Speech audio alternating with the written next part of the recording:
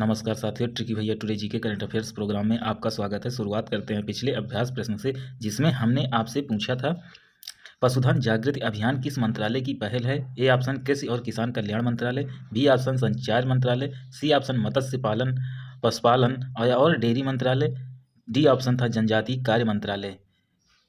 पशुधन जागृति अभियान का संबंध मत्स्य पालन और पशुपालन या और डेयरी मंत्रालय से है। इस प्रकार हमारे प्रश्न का आंसर हो जाएगा सी ऑप्शन सही हो जाएगा। हाल ही में आज़ादी के अमृत महोत्सव के हिस्से के रूप में पशुपालन और डेयरी विभाग ने पशुधन जागृति अभियान का आयोजन किया। पशुपालन और डेयरी विभाग मत्स्य पालन पशुपालन और डेयरी मंत्रालय के अधीन कार्य करता है, इसलिए विकल्प सी सही है। पशुधन जागृति अभियान के तहत आकांक्षी जिलों में 2000 ग्राम स्तरीय शिविर का आयोजन किया गया। इस आयोजन में सामान्य सेवा केंद्रों के नेटवर्क के माध्यम से विभाग के विभिन्न योजनाओं और कार्यक्रमों की जानकारी दी गई। पशुधन जागृति अभियान किसानों को पशुपालन और डेयरी फार्मिंग में नवीनतम प्रथाओं और तकनीकों की बेहतर समझ हासिल करने में मदद करने के लिए डिजाइन किया गया था। आज का पहला प्रश्न है, हाल ही में चर्चा में रहा भारतीय संविधान का अनुच्छेद 200 किससे संबंधित है। ए ऑप्शन लोकसभा अध्यक्ष से, बी ऑप्शन प्रधानमंत्री से, सी ऑप्शन राज्यपाल से, डी ऑप्शन भारत के मुख्य न्यायाधीश से। तो भारतीय संविधान का अनुच्छेद 200 का संबंध राज्यपाल से है। इस प्रकार हमारे प्रश्न का आंसर सी हो जाएगा। हाल ही में सर्वोच्च न्यायालय ने कहा कि राज्यपालों को किसी विधेयक पर फैसला लेने में देरी नहीं करनी चाहिए। राज्यपाल को जितनी जल्दी हो सके फैसला लेना चाहिए, जिससे राज्य विधानसभाओं को अनिश्चित काल तक इंतजार करना पड़े। आपको बता दें कि भारतीय संविधान का अनुच्छेद 200 राज्य विधायिका द्वारा पारित विधेयकों को दी गई सहमति के संबंध में राज्यपाल की शक्तियों से संबंधित है। जब कोई विधेयक राज्य की विधानसभा द्वारा या विधान परिषद वाले राज्य में विधानमंडल के दोनों सदनों द्वारा पारित होता है, तो उसे राज्यपाल के समक्ष मंजूरी के लिए प्रस्तुत किया जाता है। राज्यपाल के पास उस विधेयक को अनुमति न देने अथवा विधेयक को राष्ट्रपति के विचार के लिए आरक्षित करने की शक्ति होती है। अगला प्रश्न है, हाल ही में चर्चा में रहा कॉप इंडिया 2023 क्या है। ए ऑप्शन भारत फ्रांस सैन्य अभ्यास, बी ऑप्शन भारतीय सेना और भारतीय वायुसेना का संयुक्त अभ्यास, सी ऑप्शन है भारत और अमेरिका वायु अभ्यास, डी ऑप्शन है क्वाड सदस्य नौसेना अभ्यास। कॉप इंडिया 2023 का संबंध भारत और अमेरिका वायु अभ्यास से है। आंसर सी हो जाएगा। हाल ही में कॉप इंडिया 2023 अभ्यास का छठा संस्करण कलाई कुंडा, पानागढ़ और आगरा के वायुसेना स्टेशनों में आयोजित किया गया। ये अभ्यास भारतीय वायुसेना, इंडियन एयरफोर्स और संयुक्त राज्य वायुसेना के बीच आयोजित हुआ। इस अभ्यास में भारत की ओर से राफेल, तेजस Su-30 MKI, जगुआर C-17 और C-130 जैसे फ्रंट लाइट विमानों ने भागीदारी की, जबकि अमेरिकी वायुसेना की ओर से F-15 strike eagle fighter, C-130, MC-130J, C-17 और B-1B रणनीतिक बम वर्षक विमानों ने भाग लिया। अगला प्रश्न है, G20 टूरिज्म एक्सपो किस शहर में आयोजित किया गया। A option Udaipur, B option Agra, C option Jaipur और डी ऑप्शन है नई दिल्ली। G20 टूरिज्म एक्सपो का आयोजन जयपुर में किया गया। इस प्रकार हमारे प्रश्न का आंसर सी सही हो जाएगा। हाल ही में पर्यटन मंत्रालय ने राजस्थान सरकार ने के पर्यटन विभाग के साथ मिलकर जयपुर में G20 टूरिज्म एक्सपो का आयोजन किया। G20 टूरिज्म एक्सपो का आयोजन ग्रेट इंडियन ट्रेवल बाजार के 12वें संस्करण के साथ किया गया। ग्रेट इंडियन ट्रेवल बाजार भारत में इनबाउंड पर्यटन के सबसे बड़े आयोजनों में से एक है। इसे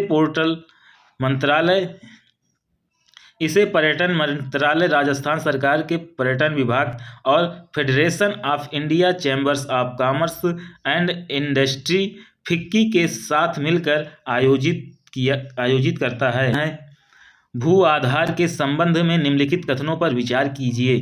पहला कथन है, इसे ग्रामीण विकास मंत्रालय के भूमि संसाधन विभाग द्वारा कार्यान्वित किया जा रहा है। दूसरा कथन है, यह केवल ग्रामीण भूखंडों को कवर करता है। उपर्युक्त में से कौन सा कथन सही है? ए ऑप्शन केवल 1, बी ऑप्शन केवल 2, सी ऑप्शन 1 और 2 दोनों, डी ऑप्शन ना तो 1 और ना ही 2। भू आधार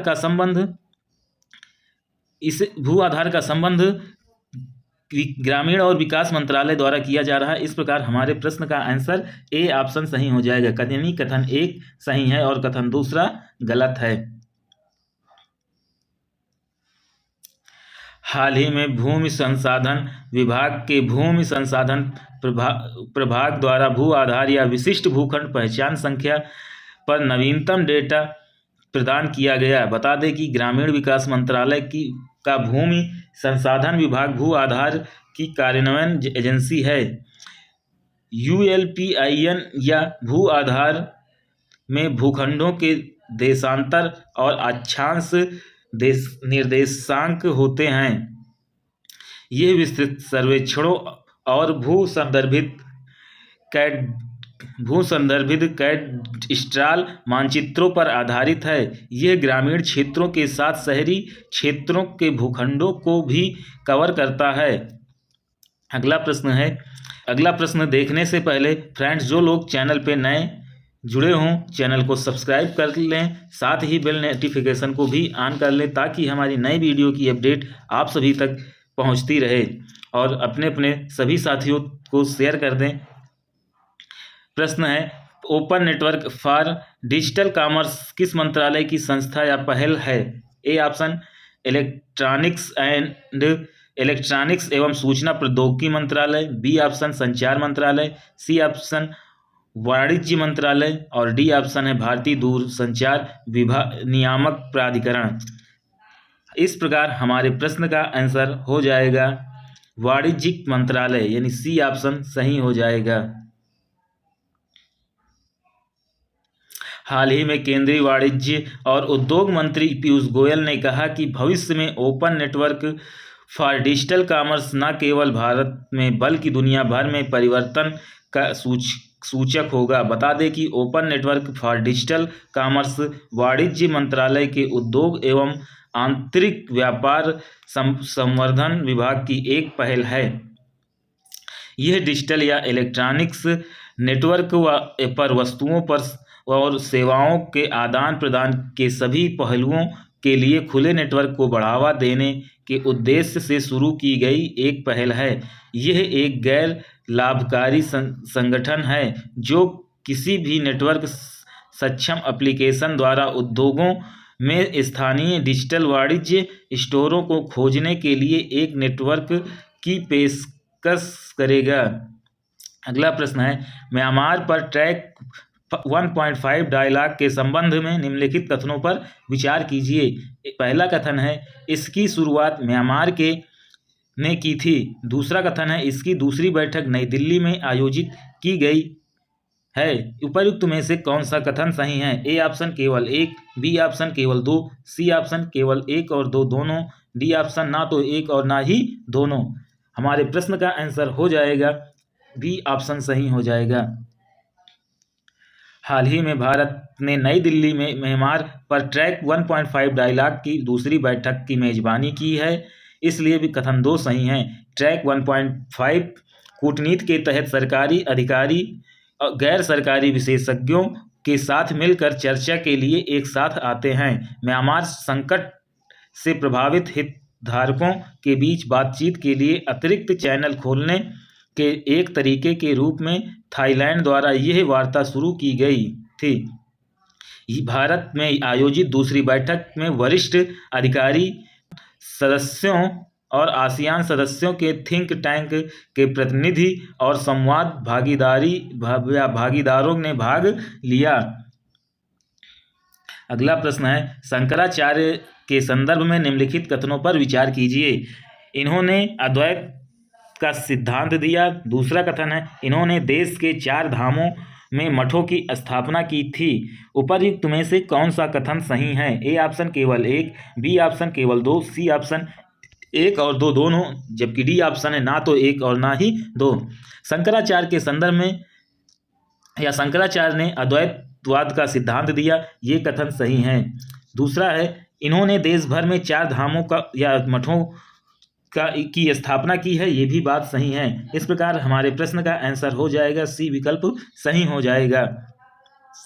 हाल ही में प्रधानमंत्री ने जगत गुरु आदि शंकराचार्य को उनकी जयंती पर श्रद्धांजलि अर्पित की। हिंदू कैलेंडर के वैशाख माह की शुक्ल पक्ष की पंचमी तिथि को आदि शंकराचार्य जी की जयंती मनाई जाती है। आदि शंकराचार्य का जन्म 788 ईस्वी में केरल में कलाडी नामक स्थान पर हुआ था। इन्होंने अद्वैतवाद के सिद्धांत को प्रतिपादित किया और संस्कृत में वैदिक सिद्धांत पर कई टिप्पणियां लिखी। इन्होंने सनातन धर्म के प्रचार के लिए भारत में 4 धामों में मठों की स्थापना की थी।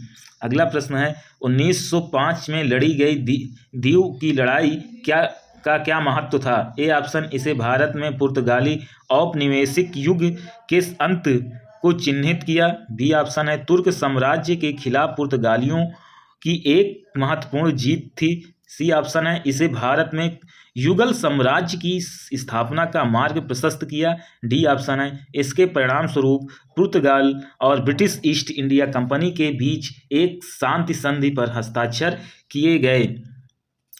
1905 में लड़ी गई दीव की लड़ाई का संबंध तुर्क साम्राज्य के खिलाफ पुर्तगालियों की यह एक महत्वपूर्ण जीत थी। इस प्रकार हमारे प्रश्न का आंसर बी ऑप्शन सही हो जाएगा। हाल ही में प्रधानमंत्री ने दादरा नगर हवेली, दमन और दीव में विभिन्न परियोजनाओं का उद्घाटन और शिलान्यास किया। दीव की लड़ाई 1905 में ओटोमन साम्राज्य के खिलाफ पुर्तगाली साम्राज्य और वेनिस गणराज्य की संयुक्त सेना के बीच लड़ी गई थी। तुर्क साम्राज्य ने मसाला व्यापार मार्गों पर नियंत्रण हासिल करने के लिए दीव के रणनीतिक बंदरगाह पर कब्जा करने की मांग की थी। पुर्तगाली अपनी बेहतर नौसैनिक मारक क्षमता के साथ दीव की रक्षा करने और ओटोमन बेड़े को हराने में सक्षम रहे थे।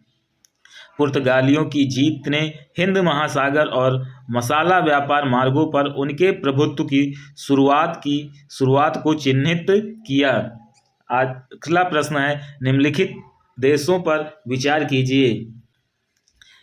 ए ऑप्शन है तंजानिया, बी ऑप्शन एस्वातिनी, तीसरा कथन है बोत्सवाना और चौथा है मालवी। उपर्युक्त में से किन देशों की सीमा मोजाम्बिक से लगती है? तो मित्रों, इस प्रश्न का आंसर डी वाला हो जाएगा, यानी मोजाम्बिक से तंजानिया की सीमा लगती है और एस्वातिनी की सीमा लगती है, मालवी की सीमा लगती है, बोत्सवाना की सीमा नहीं लगती है।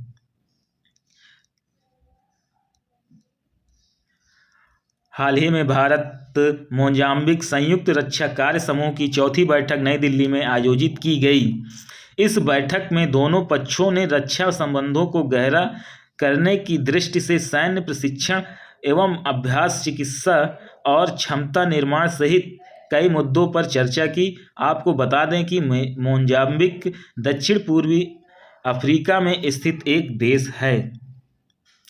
यह पूर्व में हिंद महासागर और उत्तर में तंजानिया, उत्तर पश्चिम में मालवी और जाम्बिया, पश्चिम में जिम्बाब्वे और दक्षिण पश्चिम में एस्वातिनी तथा दक्षिण में अफ्रीका से घिरा हुआ है। आज का अभ्यास प्रश्न है, हाल ही में समाचारों में रही वाटर मेट्रो किस शहर में शुरू की गई? A option Kollam, B option Alappuzha, C option Kochi और डी ऑप्शन है कोट्टायम। इस प्रश्न का आंसर आप सभी लोग नीचे कमेंट बॉक्स में ज़रूर बताएं। फ्रेंड्स, जो लोग चैनल पे नए जुड़े हों चैनल को सब्सक्राइब कर लें और साथ ही बेल नोटिफिकेशन को ऑन कर लें ताकि हमारी नई वीडियो की अपडेट आप सभी तक पहुंचती रहे। Thank you.